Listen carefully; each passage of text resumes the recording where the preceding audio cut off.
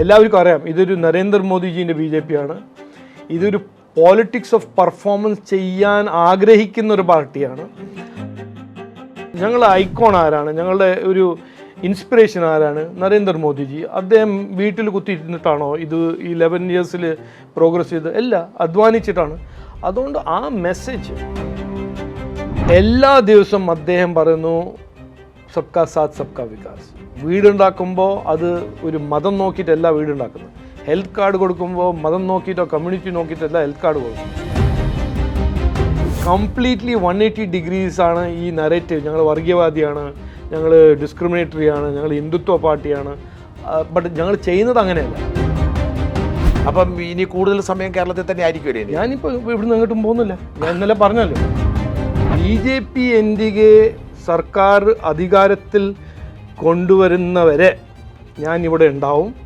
അത് വന്നിട്ട് അത് പൂർത്തീകരിച്ചിട്ട് മാത്രമേ ഞാൻ മടങ്ങിപ്പോവുള്ളൂ. അപ്പോൾ അങ്ങനെ പൂർണ്ണ വിശ്വാസം ആരും കാലെ പിടിച്ച് താഴെ ഇടാൻ വരത്തില്ല എന്നാണ് വിശ്വസിക്കുന്നത്.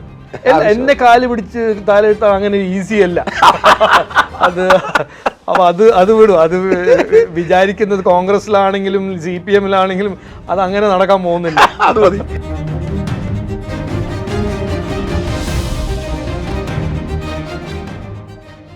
നമസ്കാരം, ഷൂട്ട് അറ്റ് സൈറ്റിലേക്ക് സ്വാഗതം. നമ്മുടെ അതിഥി മറ്റാരുമല്ല, രാജീവ് ചന്ദ്രശേഖരൻ. നമസ്കാരം. നമസ്കാരം. വളരെ നമ്മൾ രണ്ടാമത്തെ അഭിമുഖമാണ് എടുക്കുന്നത്. അതെ അതെ. അപ്പോൾ ആദ്യമേ ഞാൻ അഭിനന്ദനങ്ങൾ അറിയിക്കുന്നു. BJP-യുടെ കേരളത്തിലെ ഒരു ഏറ്റവും വളർന്നു വരുന്ന പ്രസ്ഥാനം എന്നതിൽ അതിൻ്റെ പ്രസിഡന്റ് എന്നതിൽ ഞാൻ രണ്ട് കാര്യങ്ങൾ ചോദിക്കട്ടെ. ഒന്ന്, BJP സംസ്ഥാന പ്രസിഡന്റ് എന്ന് പറയുന്ന ഒരു പദവി, ഒരുപാട് പേര് ആ പദവിയിൽ ഇരുന്ന് പോയിട്ടുണ്ട്. അങ്ങയെ സംബന്ധിച്ചുള്ളത് വളരെ പ്രധാനപ്പെട്ട ഒരു പോസ്റ്റായി തോന്നുന്നു. അതെ, എനിക്കത് മനസ്സിലായി തന്നെ. മിന്നാന്ന് രാവിലെ ഒരു 9 മണിക്കൊരു കോള് കിട്ടി. അതിൻ്റെ മുമ്പ് എനിക്ക് ഇതിനെപ്പറ്റി ഹിൻ്റ് തന്നെ ഉണ്ടായിരുന്നില്ല. ഞാനിവിടെ വരുമ്പോൾ ചില മാധ്യമങ്ങൾ എന്നോട് ചോദിച്ചായിരുന്നു, നിങ്ങൾ ആരാണ് പ്രസിഡൻ്റ് ആവാൻ പോകുന്നത്?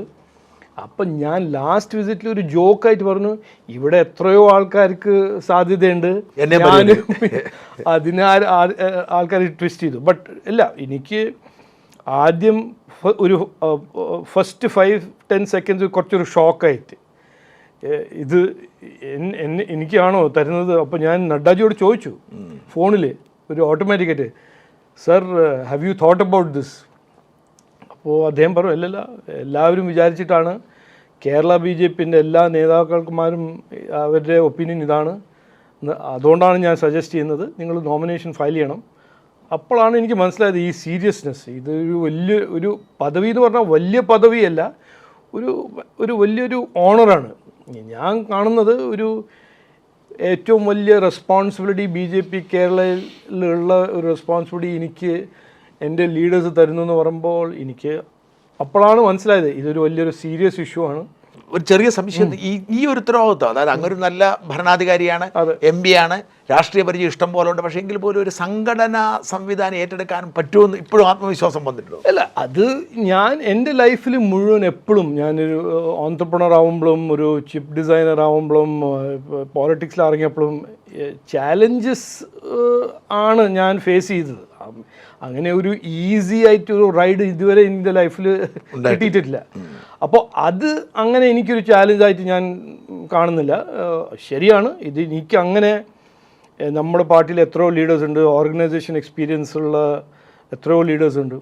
അതിൽ എനിക്കില്ല. എൻ്റെ ഒരു ട്രജക്ടറി ഒരു വേറെ ട്രജക്ടറിയാണ് പോളിറ്റിക്സിൽ വരുന്നത്. ബട്ട് അതിൽ നോക്കുമ്പോൾ ജയശങ്കർജീൻ്റെ ഒരു ട്രജക്ടറി വേറെ, നിർമ്മല സീതാരാമൻജിൻ്റെ ട്രജക്ടറി വേറെ. എന്നിട്ട് എൻ്റെ മനസ്സിൽ എൻ്റെ ഒരു അണ്ടർസ്റ്റാൻഡിങ്, നമ്മുടെ പ്രൈം മിനിസ്റ്റർ ഈ രാഷ്ട്രീയം ഒരു ചേഞ്ച് ചെയ്യുന്ന രാഷ്ട്രീയം, ഒരു യൂത്തിനെ ഇൻവോൾവ് ചെയ്യുന്ന രാഷ്ട്രീയം നോക്കുമ്പോൾ അങ്ങനെ ഒരു ഡിഫറെൻറ്റ് ടൈപ്പ് ഓഫ് സ്കിൽസ് ആവശ്യമുണ്ട് രാഷ്ട്രീയത്തിലും പോളിറ്റിക്സിലും എന്നാണ് അദ്ദേഹം എപ്പോഴും ഞങ്ങളോടെല്ലാവരും പറയുന്നത്. അതുകൊണ്ട് ആ ബേസിസിലായിരിക്കാം എന്നെ ഈ റെസ്പോൺസിബിലിറ്റി, ഈ ചുമതല തന്നിരിക്കുന്നതെന്ന് എൻ്റെ ഒരു വിശ്വാസം. എനിക്ക് പിന്നെയും അത് സംശയം ബാക്കി കിടക്കുന്നത്, ഈ ഇപ്പം സംഘടനാ പരിചയം വളരെ ഒരുപാട് താഴേന്ന് പ്രവർത്തിച്ച് വളർന്ന ആളുകളാണ് പൊതുവെ പ്രസിഡന്റായി വരുന്നത്. അവർക്ക് വലിയ പരിചയമുണ്ട്. അപ്പോൾ ആ ഒരു പരിചയമില്ലല്ലോ സംഘടനാ സംവിധാനങ്ങളെ, സംഘടനാ നേതാക്കന്മാരെ, അപ്പോൾ ദൂരെ നേതാക്കളുണ്ട്, ഇവരെയൊക്കെ പരിചയപ്പെട്ട് വരുന്നൊരു വലിയ ടാസ്ക് അല്ലേ? അതെങ്ങനെ കൈകാര്യം ചെയ്യാൻ പറ്റും? ഇത് രണ്ട് ഇഷ്യൂ ഉണ്ട്. ഒന്ന്, BJPന്റെ സംഘടനാ സ്ട്രക്ചറിന്റെ കൂടെ ഞാൻ എത്രയോ പണി ചെയ്തിട്ടുണ്ട്. പുതുച്ചേരി ഇലക്ഷൻ ആണോ, UP ഇലക്ഷൻ ആണോ, കർണാടക ഇലക്ഷൻ ആണോ, ഇപ്പോൾ കഴിഞ്ഞ ഡൽഹി ഇലക്ഷനിൽ ഞാൻ 5000 പ്രോഗ്രാം ഓർഗനൈസ് ചെയ്തു. അപ്പോൾ അങ്ങനെ അതൊരു പുതിയൊരു കോൺസെപ്റ്റ് അല്ല. ഇത് ശരിയാണ്. കേരളൻ്റെ കോണ്ടെക്സ്റ്റിൽ കേരള ഓർഗനൈസേഷൻ ഞാൻ നന്നായിട്ട് പഠിച്ചിരിക്കുന്നത് തിരുവനന്തപുരമാണ്. ബാക്കി കേരളയിൽ BJPന്റെ ഓർഗനൈസേഷൻ ഞാൻ ചില സ്ഥലത്തെല്ലാം ഞാൻ നന്നായിട്ട് അറിയും, ചില സ്ഥലത്ത് ഞാൻ പോയിട്ട് തന്നെ ഇല്ല. അത് ഞാൻ പോവും, മനസ്സിലാക്കും, പഠിക്കും. ബട്ട് ഓർഗനൈസേഷൻ ആസ് ഒരു കോൺസെപ്റ്റായ ഒരു കോൺസെപ്റ്റ് സബ്ജക്റ്റ് ആവുന്നത് അതിൽ ഞാനൊരു പുതിയ സ്റ്റുഡൻ്റ് ഒന്നും അല്ല. അത് ക്ലിയർ ആയിട്ട് മനസ്സിലാക്കണം. ശരി. അപ്പോൾ ആ ഒരു അടിത്തറയുണ്ട്. ആ ഒരു അപ്പുറത്തേക്ക് സംഘടനാ സംവിധാനത്തിന്റെ അടിത്തറയുണ്ട്. അത് ബട്ട് ആ ഒരു കേരള കോണ്ടെക്സ്റ്റിൽ എനിക്ക് ഇനിയും പഠിക്കാനുണ്ട്. അത് ഞാൻ മനസ്സിലാക്കി പഠിക്കും. അപ്പം ഇനി കൂടുതൽ സമയം കേരളത്തിൽ തന്നെ ആയിരിക്കുമല്ലേ? ഞാനിപ്പോൾ ഇവിടുന്ന് എങ്ങോട്ടും പോകുന്നില്ല. ഞാൻ ഇന്നലെ പറഞ്ഞല്ലോ. ഇനി അല്ല, ഇത് സീരിയസ് ആയിട്ട് ഞാൻ പറഞ്ഞതാണ്, ഒരു ജോക്കായിട്ട് അല്ല. ഇന്നലെ സ്റ്റേറ്റ് കൗൺസിൽ മീറ്റിംഗ് ആയിരുന്നു, എത്രയോ പ്രവർത്തകരുണ്ടായിരുന്നു. ഞാൻ പറഞ്ഞു, ഞങ്ങളുടെ ഒരു ദൗത്യം എന്ന് പറഞ്ഞത് ഭയങ്കര ക്ലിയർ ആയിട്ട് എനിക്ക് പറയണം. ആ ഒരു മിഷൻ ഇവിടെ ഒരു ചേഞ്ച്, ഒരു മാറ്റം കൊണ്ടുവരാൻ ഞങ്ങൾക്ക് നമുക്ക് എല്ലാവർക്കും അധികാരത്തിൽ വരണം. അപ്പോൾ BJP NDA സർക്കാർ അധികാരത്തിൽ കൊണ്ടുവരുന്നവരെ ഞാൻ ഇവിടെ ഉണ്ടാവും. അത് വന്നിട്ട് അത് പൂർത്തീകരിച്ചിട്ട് മാത്രമേ ഞാൻ മടങ്ങിപ്പോവുള്ളൂ എന്ന് ഞാൻ ഒരു ക്ലിയർ ആയിട്ടൊരു സ്റ്റേറ്റ്മെൻറ്റ് ഓഫ് ഫാക്റ്റ് ആയിട്ട് പറഞ്ഞതാണ്.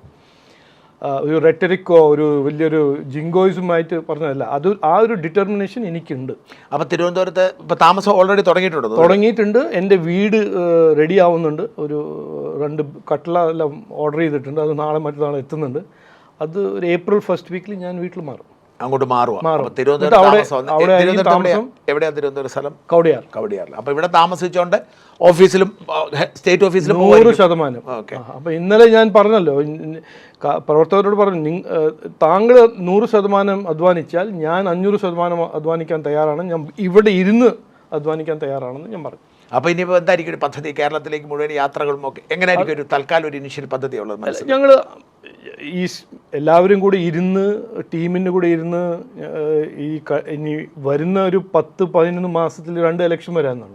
ഒന്ന് ലോക്കൽ ബോഡി, അതിലൊരു 23,000 seats, corporation, municipality, district panchayat, block panchayat, ജില്ലാ പഞ്ചായത്ത്, പിന്നെ ഗ്രാമപഞ്ചായത്ത്, പിന്നെ അത് കഴിഞ്ഞിട്ട് 4-5 മാസം കഴിഞ്ഞിട്ട് അസംബ്ലി, 140 സീറ്റ് അസംബ്ലിയിൽ. അപ്പോൾ അതിൻ്റെ എല്ലാം പ്ലാനിങ്ങും ലീഡർഷിപ്പിനെ ബിൽഡ് ചെയ്യുന്നതും അവരെ പ്രിപ്പയർ ചെയ്യാനും ക്യാമ്പയിനിൻ്റെ സ്ട്രാറ്റജി ഉണ്ടാക്കാനും ഞാൻ April 2 മുതൽ തുടങ്ങും. എൻ്റെ എന്താ പറയുന്നത്, ചുമതലയേൽക്കൽ ചടങ്ങ് 2-നാണോ വെച്ചിരിക്കുന്നത്? അങ്ങനെ അതല്ല, കഴിഞ്ഞു. ഇന്നലെ തന്നെ ഞാൻ പ്രത്യേകിച്ച് ചടങ്ങൊന്നുമില്ല, ഒരു ചടങ്ങൊന്നുമില്ല. ഞാൻ ഇനി അധ്വാനം, ഇനി പണി, വർക്ക്.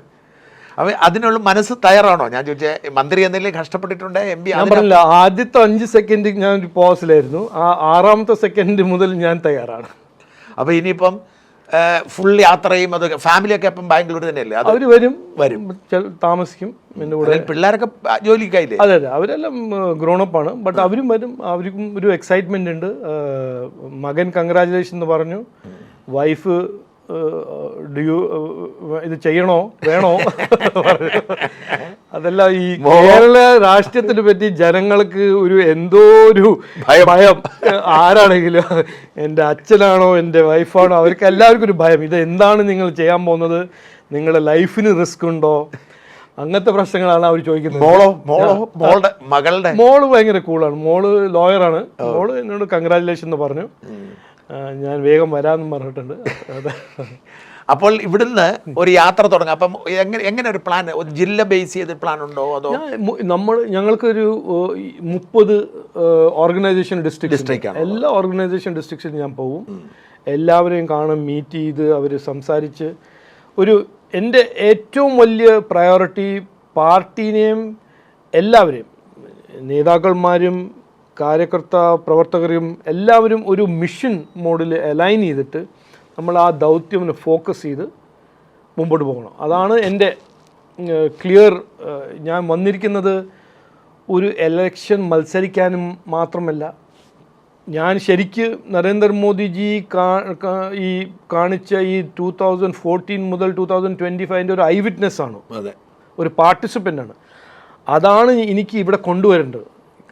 എനിക്ക് മാത്രമല്ല, പ്രൈം മിനിസ്റ്ററാണോ BJP പ്രവർത്തകർ, ആ ഒരു മാറ്റം, ആ ഒരു എക്കണോമിക് ഗ്രോത്തും ഇവിടുത്തെ കുട്ടികൾക്കും യുവാക്കൾക്കും ഒരു അവസരങ്ങളുള്ള ഒരു കേരളം, അതുണ്ടാക്കാൻ ഒരു ഡ്രീം, ഒരു റിയൽ ഡ്രീമാണ്. അത് റിയലൈസ് ചെയ്യാനാണ് ഞാൻ റിയലി എനിക്ക് എൻ്റെ ഒരു മനസ്സിലുള്ള ഒരു ഡിസയർ. നമുക്ക് ആ വികസനത്തിലേക്ക് പോകാം. രണ്ടാമത് പോകാം. ഞാൻ പിന്നെ ചോദിക്കും, സംഘടനാ സംവിധാനമാണ്. അപ്പോൾ ഈ സംഘടനാ സംവിധാനം നിലവിലുള്ള ഈ ഡിസ്ട്രിക്റ്റുകൾ അങ്ങ് ചുമതല ഏൽക്കുന്നതിന് മുമ്പ് രൂപീകരിക്കപ്പെട്ടതാണ്. അതെ.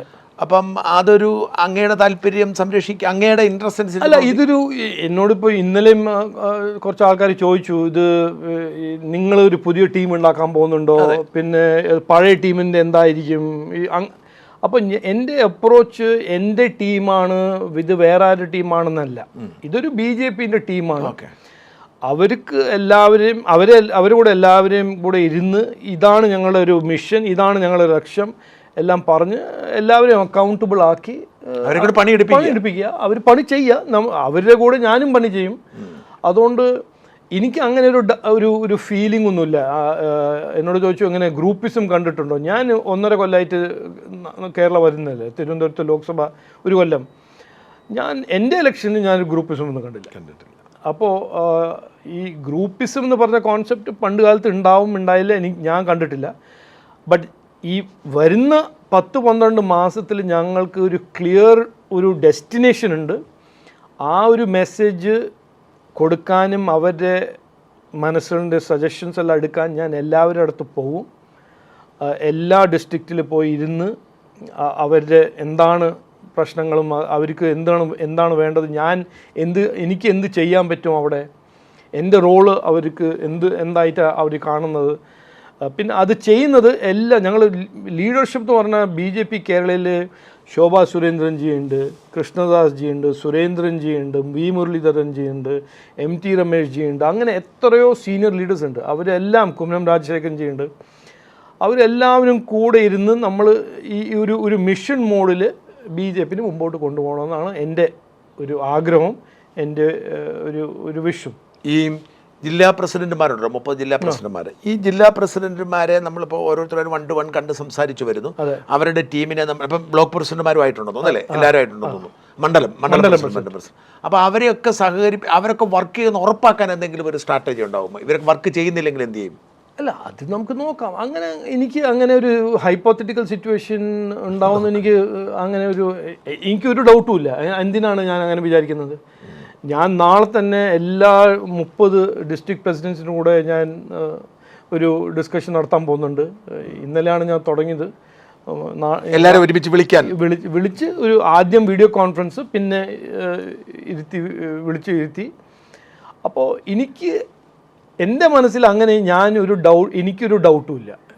എല്ലാവരും വരുന്നത് BJPയിലേക്ക് എല്ലാവർക്കും അറിയാം. ഇതൊരു നരേന്ദ്രമോദിജീൻ്റെ BJP ആണ്. ഇതൊരു പോളിറ്റിക്സ് ഓഫ് പെർഫോമൻസ് ചെയ്യാൻ ആഗ്രഹിക്കുന്ന ഒരു പാർട്ടിയാണ്. അതുകൊണ്ട് ഇവിടെ വന്ന് കുത്തിയിരുന്ന് ഒന്നും ചെയ്യാൻ പോകുന്ന ആൾക്കാർ വരില്ല. അവർക്ക് വേറെ ഓപ്ഷൻസ് ഉണ്ടല്ലോ, കോൺഗ്രസ് ഉണ്ട്, LDF ഉണ്ട്, അങ്ങനെ ചെയ്യുകയാണെങ്കിൽ. അപ്പോൾ അങ്ങനെ എനിക്ക് ഒരു മിസ്ഗിവിങ്ങോ ഡൗട്ട് എൻ്റെ മനസ്സിലില്ല. ഞാനൊരു ചെറിയ സംശയം ചോദിച്ചോട്ടെ. ഏതെങ്കിലും ഒരു പ്രസിഡന്റോ അല്ലെങ്കിൽ ഈ മണ്ഡലം പ്രസിഡന്റ് ആരെങ്കിലും പൂർണ്ണമായും സഹകരിക്കുകയും അവര് ഒരു ചെയ്യാതിരിക്കുകയും ചെയ്ത് അവരെ മാറ്റാൻ ഓപ്ഷൻ കാണുമോ? അല്ല, അങ്ങനത്തെ സിനാരിയോ ഉണ്ടാവില്ല. ചിന്തിക്കുന്നില്ല. അല്ല, ഉണ്ടാവില്ല. എനിക്ക് അങ്ങനെ ഈ പാർട്ടി ഒരു ഡിസിപ്ലിൻ പാർട്ടിയാണ്. ഈ പാർട്ടി എൻ്റെ പാർട്ടിയൊന്നും അല്ലല്ലോ, ഇതൊരു BJP. ഞാനൊരു പുതിയ സംസ്ഥാന പ്രസിഡന്റ്, എൻ്റെ മുമ്പും പ്രസിഡന്റ് ഉണ്ടായിരുന്നു. എൻ്റെ ടേം കഴിഞ്ഞാൽ ഒരു പുതിയ പ്രസിഡന്റ് വരും. ബട്ട് ഞങ്ങൾ കോമൺ ത്രെഡ് എന്ന് പറഞ്ഞാൽ ഒരു പൊളിറ്റിക്കൽ ഐഡിയോളജി. അത് എന്താണ് ഐഡിയോളജി? ഞങ്ങൾ പറയുന്നതെല്ലാം ചെയ്യണം. ഒരു പോളിറ്റിക്സ് ഓഫ് പെർഫോമൻസ്. ഞങ്ങളുടെ ഐക്കോൺ ആരാണ്, ഞങ്ങളുടെ ഒരു ഇൻസ്പിറേഷൻ ആരാണ്? നരേന്ദ്രമോദിജി. അദ്ദേഹം വീട്ടിൽ കുത്തിയിരുന്നിട്ടാണോ ഇത് ഈ 11 ഇയേഴ്സിൽ പ്രോഗ്രസ് ചെയ്ത്? അല്ല, അധ്വാനിച്ചിട്ടാണ്. അതുകൊണ്ട് ആ മെസ്സേജ് ഇത് ചിലപ്പോൾ ആ മെസ്സേജ് ക്ലിയറായിട്ട് കിട്ടാത്ത ആരെങ്കിലും ഉണ്ടെങ്കിൽ അത് ഞാൻ ഇരുന്ന് സംസാരിച്ച് അവരെ മനസ്സിലാക്കി കൊടുക്കും, അത്രേ ഉള്ളൂ. എന്നിട്ട് സിറ്റുവേഷൻ ആലോചിക്കാം, പിന്നെ നോക്കാം, പിന്നെ ആലോചിക്കാം. എനിക്ക് തോന്നുന്നില്ല അങ്ങനത്തെ ഒരു സിനാരിയോ ഉണ്ടാവും. ഞാൻ എല്ലാവരെയും ആദ്യം അറിയും, മീറ്റ് ചെയ്തിട്ടുണ്ട്. ഇന്നലെ പിന്നെ സ്റ്റേറ്റ് കൗൺസിൽ മീറ്റിങ്ങിൽ എല്ലാ ഡിസ്ട്രിക്ട് പ്രസിഡൻസും ഉണ്ടായിരുന്നു. എല്ലാവരും നല്ല മോട്ടിവേറ്റഡ് ആയിരുന്നു. അപ്പോൾ എനിക്ക് അങ്ങനത്തെ ഒരു സിനാരിയോ ഞാൻ ഒരു ആൻറ്റിസിപ്പേറ്റ് ചെയ്യുന്നില്ല. അപ്പോൾ എന്താണ് തെരഞ്ഞെടുപ്പ്? ഇനി അടുത്ത മെയിൻ അജണ്ട പഞ്ചായത്ത് തെരഞ്ഞെടുപ്പാണല്ലോ, ഈ ലോക്കൽ ബോഡി. അതിനൊരു സ്ട്രാറ്റജി ഡെവലപ്പ് ചെയ്യാൻ തുടങ്ങിയോ? സ്ട്രാറ്റജിയെല്ലാം ഡെവലപ്പ് ചെയ്തിട്ടുമുണ്ട്. അത് കുറച്ച് ഇമ്പ്രൂവ് ചെയ്യണം.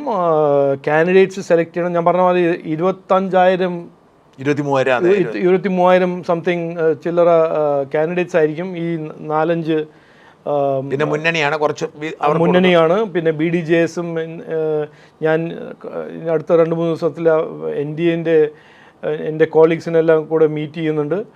അപ്പോൾ അതിനെ ഒരു ഫോഴ്സാക്കി ശക്തമായി ലോക്കൽ ബോഡിയിൽ ഒരു പ്രസൻസ് മാത്രമല്ല, ഞങ്ങൾക്ക് ഒരു അധികാരത്തിലെത്തുന്ന കോർപ്പറേഷൻ, പഞ്ചായത്ത്, ഡിസ്ട്രിക്ട് പഞ്ചായത്ത് അത് കിട്ടണം എന്നാണ് ഞങ്ങളുടെ ലക്ഷ്യം. എന്നിട്ട് അത് കഴിഞ്ഞിട്ട് സെൻട്രൽ ഗവൺമെൻറ്റിൻ്റെ കൂടെ ഇരുന്ന് അവിടെ ഞങ്ങളുടെ ഗവർണൻസ് ഡെമോൺസ്ട്രേറ്റ് ചെയ്യുക, പുതിയ പോളിസീസ് ഡെമോൺസ്ട്രേറ്റ് ചെയ്യുക.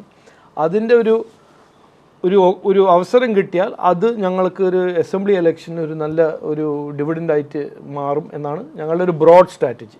അപ്പോൾ അതുകൊണ്ട് സ്പെസിഫിക് ആയിട്ട് എന്തെങ്കിലും ഒരു പ്ലാൻ ഉണ്ടോ ഈ പഞ്ചായത്ത്? ഉണ്ട്, അത് ഞാൻ ഇന്ന് റിവീൽ ചെയ്യാൻ ആഗ്രഹിക്കുന്നില്ല. സ്ഥാനാർത്ഥി നിർണ്ണയം നേരത്തെ നടത്തുമോ? അതെല്ലാം ഒരു ജനറൽ പ്ലാൻ ഉണ്ട്. അത് ഞങ്ങൾ ഫൈനലൈസ് ചെയ്ത് ഇന്ന് ഒരു കോർ ഗ്രൂപ്പിൻ്റെ ഒരു മിനി മീറ്റിംഗ് ഉണ്ടായിരുന്നു രാവിലെ. ഇതായിരുന്നു ഡിസ്കഷൻ. അപ്പോൾ ഇത് ഞങ്ങളെല്ലാം ഫൈനലൈസ് ചെയ്തിട്ട് എക്സിക്യൂട്ട് ചെയ്യും. അത് ഞാൻ പബ്ലിക്ലി പറയാൻ ആഗ്രഹിക്കുന്നില്ല. ഈ ലോക്കൽ ബോഡി ഇലക്ഷനിലേക്ക് അങ്ങ് എന്തുകൊണ്ട് ഈ പ്യുവർ BJPക്കാരല്ലാതെ തന്നെ ഈ സമൂഹത്തിൽ ഇപ്പോൾ പലപ്പോഴും CPM ചെയ്യുന്ന ഒരു പണി എന്ന് പറഞ്ഞാൽ അവർക്ക് വിജയസാധ്യത ഇല്ലാത്തടത്ത് അവർ പബ്ലിക്, ഉദാഹരണത്തിന് എൻ്റെ സഹോദരൻ ഒരു തവണ LDFൻ്റെ സ്ഥാനാർത്ഥിയായി. കാരണം അവരൊരിക്കലും അവിടെ ജയിക്കത്തില്ല. അവർ വന്ന് അവനെ വിളിച്ച് സ്ഥാനാർത്ഥിയാക്കി ജയിച്ചു. എന്തുകൊണ്ട് BJPക്ക് അങ്ങനെ ഓരോ പ്രാദേശികമായി വലിയ ജനപ്രീതിയുള്ള ഒരാളെ ഇങ്ങോട്ട് അത്തരത്തിലൊരു സ്ട്രാറ്റജി ആലോചിച്ചു കൂടെ കഴിയില്ല? അല്ല, അതുണ്ട്. അത് ഞാൻ ഇന്നലെയും പറഞ്ഞല്ലോ സ്റ്റേറ്റ് കൗൺസിൽ മീറ്റിംഗ്. ഞങ്ങൾ ഈ പാർട്ടി എന്ന് പറയുമ്പോൾ ആദ്യമല്ല ഞങ്ങളുടെ പാർട്ടി, ഏത് പൊളിറ്റിക്കൽ പാർട്ടിയാണെങ്കിൽ ഒരു ഗ്രാസ് റൂട്ട്സ് വഴിയാണ് എല്ലാ ലീഡേഴ്സും എല്ലാ കാൻഡിഡേറ്റ്സും വരുന്നത്. കഴിഞ്ഞ 10-15 കൊല്ലത്തിൽ നമ്മൾ കണ്ടല്ലോ, ഒരു retired IFS officer external affairs minister ആവുന്നു. നിർമ്മല സീതാരാമൻജി തുടർച്ചയായിട്ട് ഫൈനാൻസ് മിനിസ്റ്റർ. അപ്പോൾ ഞങ്ങളുടെ പാർട്ടിൻ്റെ ഒരു ബ്രോഡ് ഐഡിയോളജിയിൽ എഗ്രി ചെയ്യുന്നത്, അത് ഞങ്ങളുടെ ഐഡിയോളജി എന്താണ്? ഗുഡ് ഗവർണൻസ്, നല്ല ഗവർണൻസ്, നല്ല പോളിസി, എക്കണോമിക് ഗ്രോത്ത്, അവസരങ്ങൾ ഉണ്ടാക്കുന്ന പുരോഗതി, വികസനം, ഇതിലെല്ലാം എഗ്രി ചെയ്യുന്ന ആരാണെങ്കിലും നമ്മൾ അവരെ വെൽക്കം ചെയ്ത് പാർട്ടിയിൽ കാൻഡിഡേറ്റ് അല്ലെങ്കിൽ പൊസിഷൻ അല്ലെങ്കിൽ ഒരു സ്ഥാനം അല്ലെങ്കിൽ പാർട്ടീന് കൂടെ ഇരുന്ന് പാർട്ടീനെ മുമ്പോട്ട് കൊണ്ടുപോകാനും സംസ്ഥാനത്തിന് മുമ്പോട്ട് കൊണ്ടുപോകാൻ അവർക്ക് കോൺട്രിബ്യൂട്ട് ചെയ്യാൻ ഒരു കഴിവും ഒരു ആഗ്രഹം ഉണ്ടെങ്കിൽ ഞങ്ങൾ സ്പേസ് ക്രിയേറ്റ് ചെയ്യും.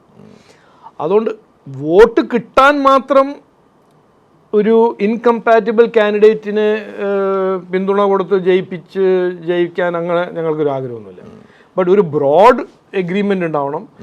ആ ജില്ലാ പഞ്ചായത്തോ ആ ബ്ലോക്ക് പഞ്ചായത്തോ ആ ഡിസ്ട്രിക്ട് പഞ്ചായത്തിൽ എനിക്ക് അവിടെ എന്തെങ്കിലും ചെയ്യാൻ ആഗ്രഹമുണ്ട്, അവിടെ ഒരു അധ്വാനിക്കാനും സ്കീം കൊണ്ടുവന്ന് ജനങ്ങളുടെ അടുത്ത് എത്തിക്കാനും അങ്ങനെ എന്തെങ്കിലും ഉണ്ടെങ്കിൽ ആഗ്രഹം ഉണ്ടെങ്കിൽ ഞങ്ങൾ തയ്യാറാണ്. അവരുടെ കൂടെ സംസാരിച്ച് അവരുടെ കൂടെ സപ്പോർട്ട്, അവർക്ക് പിന്തുണ കൊടുക്കുകയെ അവർ ഞങ്ങൾക്ക് പിന്തുണ തരേ ഒരു അണ്ടർസ്റ്റാൻഡിങ്ങിൽ വരാൻ ഞങ്ങൾക്ക് ഓപ്പൺനെസ് ഉണ്ട്. ഈ കഴിഞ്ഞ ഒരു 5-6 വർഷത്തിനിടെ എനിക്കത് മോദിജിയോടുള്ളൊരു പ്രത്യേക ഇഷ്ടം കൊണ്ട് ഒരുപാട് പ്രധാനപ്പെട്ട ആളുകൾ VIPs BJPയിലേക്ക് വന്നിട്ടുണ്ട് ഇവിടെ. അതെ, ഇപ്പം എനിക്ക് മേജർ രവി, ജേക്കബ് തോമസ് മുതൽ മേജർ രവി, എനിക്കൊന്ന് സെൻകുമാർ വന്നിട്ട് അങ്ങ് മാറിയെന്ന് തോന്നുന്നു. ഒരുപാട് ആളുകൾ വന്നിട്ടുണ്ട്. പക്ഷേ ഇവരെ ഒന്നും വേണ്ടതുപോലെ ഉപയോഗിക്കാൻ കഴിഞ്ഞിട്ടില്ല. ഞാൻ പറയുമ്പോൾ ജേക്കബ് തോമസ് ഉദാഹരണമാണ്, അല്ലെങ്കിൽ മേജർ രവി മറ്റൊരു ഉദാഹരണമാണ്. ഇപ്പോൾ എനിക്കൊന്ന് ശ്രീലേഖ IPS ഒരുപാട് VVIPs വന്നിട്ടുണ്ട്.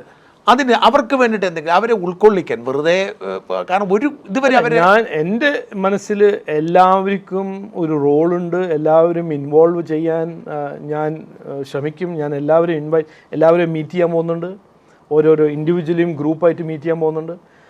എല്ലാവർക്കും കോൺട്രിബ്യൂട്ട് ചെയ്യണം എന്ന് ആഗ്രഹമുണ്ട്. അത് നമുക്ക് സ്പേസ് ഉണ്ടാക്കണം, അത് ഞാൻ ചെയ്യും. അതിൽ 100% ഞാൻ കമ്മിറ്റഡാണ്. അല്ല, അതിന് മാത്രമായ ഒരു സ്ട്രാറ്റജി ഉണ്ടാക്കുന്നത് നല്ലതായിരിക്കും. ഒരുപാട് പേരുണ്ട് അത് ചെയ്യാൻ പോകുന്നുണ്ട്. ഞാൻ ഇന്ന് ഉറപ്പ് തരുന്നു, ഞാൻ അത് ചെയ്യാൻ പോകുന്നുണ്ട്. കാരണം എങ്കിൽ മാത്രമേ പുതിയ ആളുകൾ എത്തത്തുള്ളൂ. അത് ശരിയാ. വന്നവർ എന്ത് ചെയ്തു എന്നുള്ളൊരു ചോദ്യം ഒരുപാട് പേര് വരുന്നു. അത് ശരിയാ. പക്ഷെ അവരെ പിന്നെ കേൾക്കാനില്ലാത്തൊരു സാഹചര്യം. അല്ല, അത് ഞാൻ ഗൗരവത്തിൽ എടുക്കേണ്ട ഞാൻ എടുക്കും, അത് ചെയ്യും എന്ന് ഞാൻ ഉറപ്പ് തരുന്നു. ഇനി രണ്ടാമതൊരു കാര്യം, ഞാൻ വീണ്ടും അതാണ് നെഗറ്റീവാണോ എന്ന് എനിക്കറിയില്ല. ഈ ഭയങ്കര പവർഫുൾ ആയിട്ടുള്ള നേതാക്കന്മാർ ഇവിടെ ഉണ്ട് കഴിഞ്ഞ കുറേ കാലമായിട്ട്. അപ്പം വി മുരളീധരനാണെങ്കിലും കൃഷ്ണദാസ് ആണെങ്കിലും സുരേന്ദ്രനാണെങ്കിലും ശോഭാ സുരേന്ദ്രനാണെങ്കിലും ഒരുപാട് നേതാക്കളുണ്ട്. ഇവരെയൊക്കെ മാനേജ് ചെയ്യാൻ എങ്ങനെ കഴിയും? ഇത്രയും എക്സ്പീരിയൻസ് ഉള്ള പവർഫുൾ ആയിട്ടുള്ള ഇവരെ ഒരുമിപ്പിച്ച് നിർത്താനൊക്കെ? അല്ല, അങ്ങനെ എനിക്ക് മാനേജ് ചെയ്യാൻ ഒരു നീഡ് ഉണ്ടാവുമെന്ന് ഞാൻ കരുതുന്നില്ല. ബിക്കോസ് ഇതൊരു കോമൺ ഗോളല്ലേ. നമ്മൾ ചെയ്യാൻ പോകുന്നത് BJP-നെ മുമ്പോട്ട് കൊണ്ടുപോകാനും ഇവിടെ അധികാരത്തിലെത്തുന്ന പറഞ്ഞ ഒരു എല്ലാവർക്കും ഒരു വേണ്ടപ്പെട്ട ഒരു ഗോളല്ലേ, ഒരു ലക്ഷ്യമല്ലേ.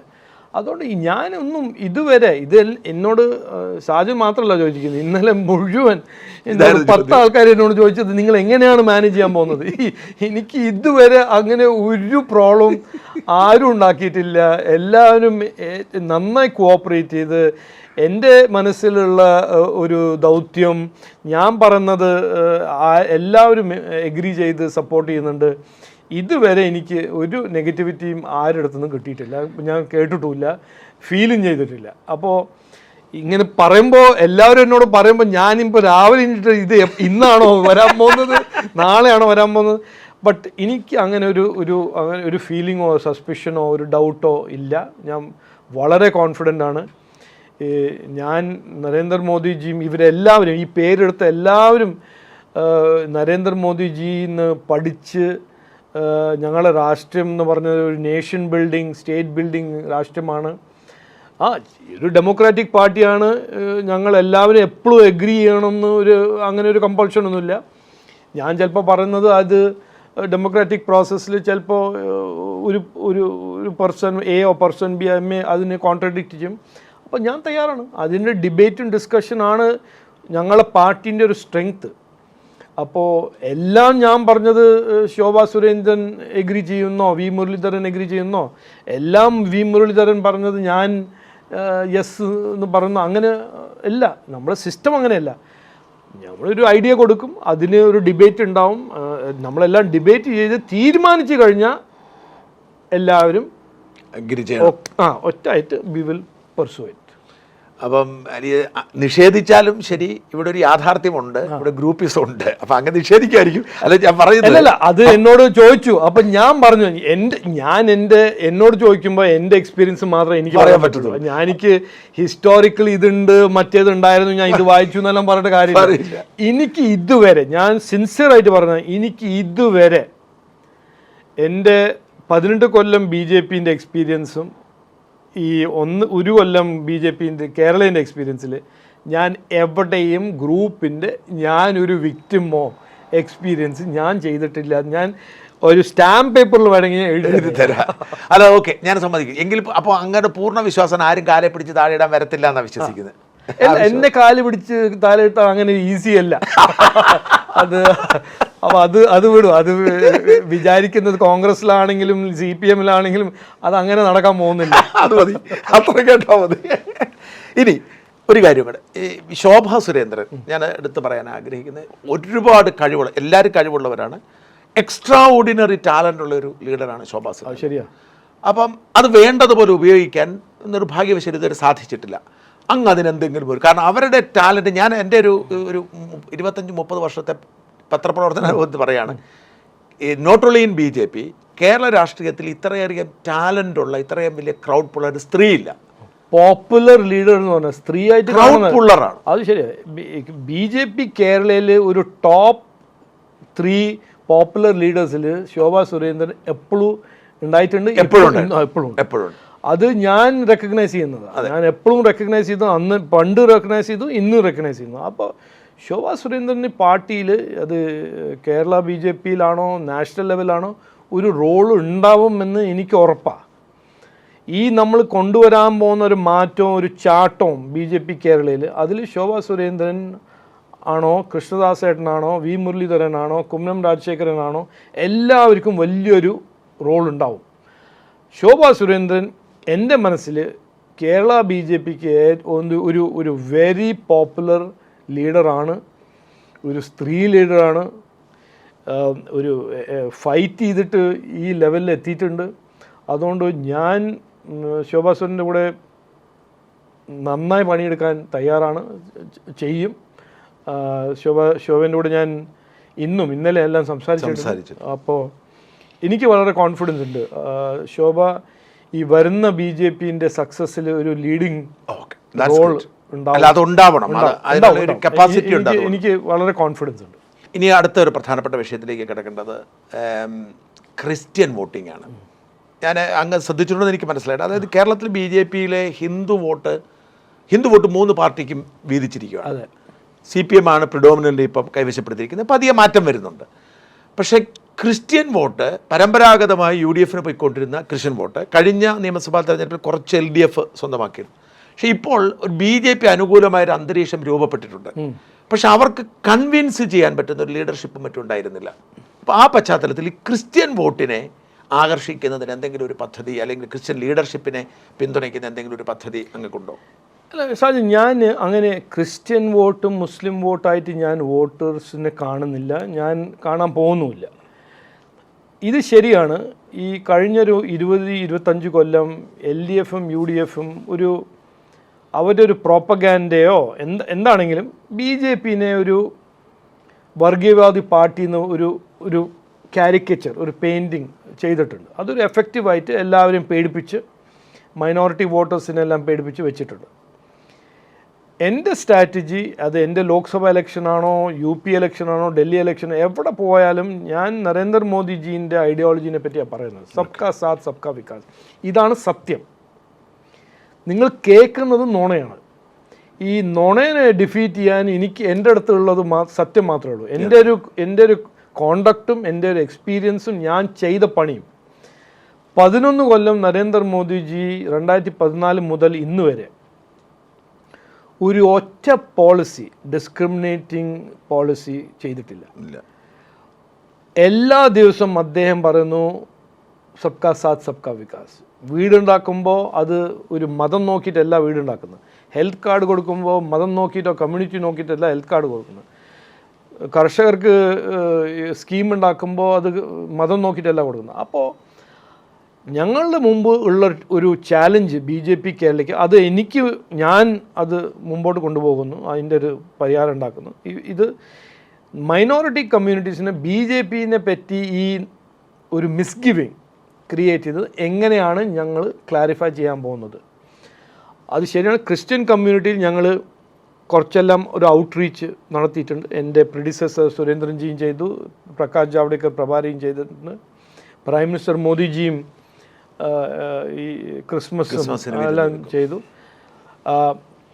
അപ്പോൾ ഞങ്ങൾ സിൻസിയറാണ് ഈ ഒരു എഫേർട്ട്. എന്താണ് എഫേർട്ട്? BJPൻ്റെ ഒരു ഐഡിയോളജീനെ ക്ലാരിഫൈ ചെയ്യാനും ഇരുന്ന് സംസാരിച്ച് ഞങ്ങൾ സിൻസിയറാണ്. നിങ്ങളുടെ കമ്മ്യൂണിറ്റി, നിങ്ങളുടെ കുട്ടികൾക്കും ഞങ്ങൾക്ക് ഒരു അവസരം തരൂ, ഞങ്ങൾക്ക് ചെയ്യണം, നിങ്ങളുടെ ഒരു അവസരം തരൂ സേവിക്കാൻ എന്ന് ഞങ്ങൾ സിൻസിയറായിട്ട് പറയുന്നുണ്ട്. ചില സ്ഥലത്ത് അത് നടക്കുന്നുണ്ട്. എൻ്റെ തിരുവനന്തപുരത്തെ ഇലക്ഷനിൽ എനിക്ക് ക്രിസ്ത്യൻ വോട്ട് കിട്ടിയിട്ടുണ്ട്, തീരദേശത്ത് പോലും കിട്ടി. അപ്പോൾ എനിക്ക് തോന്നുന്നത് എൻ്റെ അപ്രോച്ച് ഇതിനെ ഒരു വോട്ട് ബാങ്കായിട്ട് സ്ലൈസ് ചെയ്തിട്ട് അവർക്ക് കേൾക്കേണ്ടത് പോയി പറയുക, എന്നിട്ട് വാഗ്ദാനം കൊടുക്കുക, എന്നിട്ട് ഇലക്ഷൻ കഴിഞ്ഞിട്ട് അതെല്ലാം മറന്ന് ഇത് മുനമ്പത്ത് നടന്ന മാതിരി UDF ഇലക്ഷന് മുമ്പ് ഒന്ന് പറയുന്നു, ഇലക്ഷൻ കഴിഞ്ഞ് ലോക്സഭ ഇലക്ഷൻ കഴിഞ്ഞിട്ട് എല്ലാവരും പിന്നെ മുസ്ലിം ലീഗ് വന്ന് അവർ വേറെ എന്തെല്ലാം പറഞ്ഞു. അത് ചെയ്യേണ്ട അങ്ങനത്തെ സ്ട്രാറ്റജി ഞങ്ങളുടെ അടുത്തില്ല. സിൻസിയറായിട്ട് ഈ 10-20 കൊല്ലമായിട്ട് BJPനെ പറ്റി ഒരു മിസ്ഗിവിങ്ങും മിസ്ട്രസ്റ്റ് ക്രിയേറ്റ് ചെയ്ത് ഇഷ്യൂസിനെ 1-on-1 ആയിട്ട് ഡിസ്കസ് ചെയ്ത് അത് റിസോൾവ് ചെയ്യാൻ ഞങ്ങൾ നോക്കും. അത് നോക്കുന്നുണ്ട്.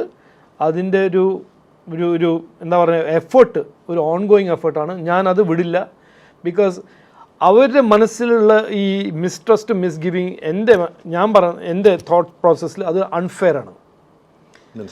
ലീഡർ ചെയ്യുന്നത്, നരേന്ദ്രമോദി ചെയ്യുന്നത് ഒരു തരം ഒരു ജസ്റ്റിഫയബിൾ ഒന്നും ചെയ്തിട്ടില്ല. ഇന്നും കോൺസ്റ്റിറ്റ്യൂഷനെ പറ്റി പറയുമ്പോൾ നരേന്ദ്രമോദിജി കോൺസ്റ്റിറ്റ്യൂഷനെ പറ്റി സംസാരിക്കുമ്പോൾ അദ്ദേഹം ബിലീവ് ചെയ്തിട്ടാണ് സംസാരിക്കുന്നത്. ഈ മുനമ്പത്തിൽ നടക്കുന്നത് ശരിക്കും റൈറ്റ് ടു പ്രോപ്പർട്ടി ഒരു കോൺസ്റ്റിറ്റ്യൂഷണൽ റൈറ്റാണ്. അതിനെ അപ്പോൾഡ് ചെയ്യാനാണ് ഞങ്ങൾ വഖഫിന് ഒരു അമെൻമെൻറ്റ് കൊണ്ടുവന്നത്.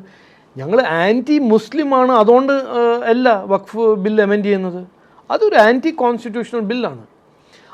ഏത് ഫെയർ തിങ്കിങ് മുസ്ലിമിനോട് ചോദിച്ചാലും അവർ പറയും ആ വഖഫിൻ്റെ ആക്ട് പാസ് ചെയ്ത ആക്ട് ഒരു അൺഫെയർ ആക്റ്റാണ്, നോൺ ട്രാൻസ്പെറൻ്റ്. അതിൻ്റെ ഇരകൾ കൂടുതലും മുസ്ലിംസ് തന്നെയാണ്. അതെ അതെ. അപ്പോൾ ഒരു ഒരു അപ്പിൽ ടാസ്ക്കാണ്, ഞാൻ മനസ്സിലാക്കുന്നുണ്ട്. അതൊരു അപ്പിൽ ടാസ്ക്കാണ്. ബട്ട് അത് ഞങ്ങൾ ചെയ്യും. ബിക്കോസ് ഞങ്ങൾ ചെയ്യുന്നതെല്ലാം കംപ്ലീറ്റ്ലി 180 ഡിഗ്രീസ് ആണ് ഈ നറേറ്റീവ്. ഞങ്ങൾ വർഗീയവാദിയാണ്, ഞങ്ങൾ ഡിസ്ക്രിമിനേറ്ററി ആണ്, ഞങ്ങൾ ഹിന്ദുത്വ പാർട്ടിയാണ്. ബട്ട് ഞങ്ങൾ ചെയ്യുന്നത് അങ്ങനെയല്ല. ഞാനൊരു ഹിന്ദു ആണെങ്കിൽ ഞാൻ ഹിന്ദു ആണെന്ന് പറയും, ഷാജിൻ്റെ ഫെയ്ത്ത് സെലിബ്രേറ്റ് ചെയ്യും.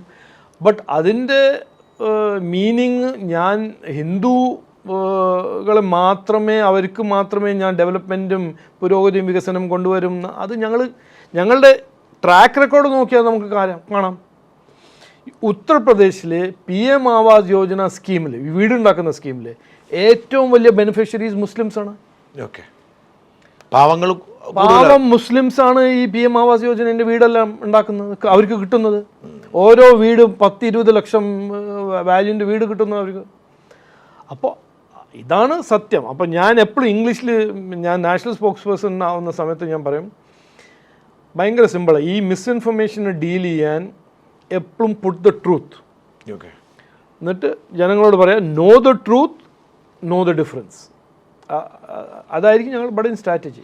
ഞാൻ പിന്നെ പറഞ്ഞ ഈ കേരളത്തിൽ BJPക്ക് വോട്ട് ബാങ്കിൽ വർധന ഉണ്ടാവണമെങ്കിൽ, വോട്ടിംഗ് വർധന ഉണ്ടാവണമെങ്കിൽ തീർച്ചയായിട്ടും ക്രിസ്ത്യൻ കമ്മ്യൂണിറ്റിയുടെ ഒരു പിന്തുണ വേണം. ഞാൻ മതം പറയുമല്ല, അല്ല അത് ശരിയാണ്, അത് ശരിയാണ്. അതിനുള്ള ആ ക്രിസ്ത്യൻ ട്രസ്റ്റിന്, ഇപ്പോൾ സുരേഷ് ഗോപിയുടെ വിജയം ഉദാഹരണം, അത് ക്രിസ്ത്യൻ പിന്തുണയാണ് ഏറ്റവും പ്രധാനപ്പെട്ട കാര്യം. അല്ലെങ്കിൽ ഒരിക്കലും അത്രയും വോട്ട് കിട്ടുന്നത്. ഈ ക്രിസ്ത്യൻ പിന്തുണ ഉറപ്പാക്കാനും ഇപ്പോൾ അവരുടെ ആ ഒരു എന്താ പറയുക ആശങ്ക മാറ്റാനും അവർക്ക് വിശ്വാസമുള്ള ഒരു ലീഡർഷിപ്പ് സംവിധാനത്തെ എന്തെങ്കിലും പദ്ധതി ഉണ്ടോ എന്ന് എനിക്കറിയേണ്ടത്. പദ്ധതിയല്ല, ഞങ്ങൾ പോയിട്ട് ഇങ്ങനെ ചെയ്ത്, സുരേഷ് ഗോപി എന്താ ചെയ്തത്, അവർ പോയിട്ട് ഔട്ട്റീച്ച് ചെയ്തു, അവരുടെ കൂടെ ഇരുന്നു, അവരുടെ പ്രശ്നങ്ങളും വേദനകളെല്ലാം മനസ്സിലാക്കി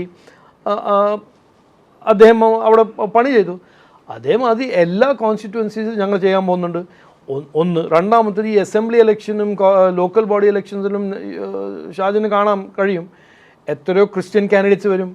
ഇപ്രാവശ്യം ക്രിസ്ത്യൻ ഡിസ്ട്രിക്ട് പ്രസിഡൻസ് വന്നിട്ടുണ്ട്, 4 സ്ത്രീ ആയിട്ട് ഡിസ്ട്രിക്ട് പ്രസിഡൻസ് വന്നിട്ടുണ്ട്. അപ്പോൾ ഞങ്ങളുടെ പാർട്ടി ഒരു മൾട്ടി റെപ്രസെൻറ്റേഷണൽ പാർട്ടി, എല്ലാ മതവും എല്ലാ കമ്മ്യൂണിറ്റീസും സമുദായത്തിൻ്റെ റെപ്രസെൻറ്റേഷൻ നമ്മുടെ പാർട്ടിയിലുണ്ടെന്ന് ഞങ്ങൾ ഡിസ്ട്രിക്ട് പ്രസിഡൻസ് തന്നെ പറയുന്നു അതിൻ്റെ റെപ്രസെൻറ്റേഷൻ.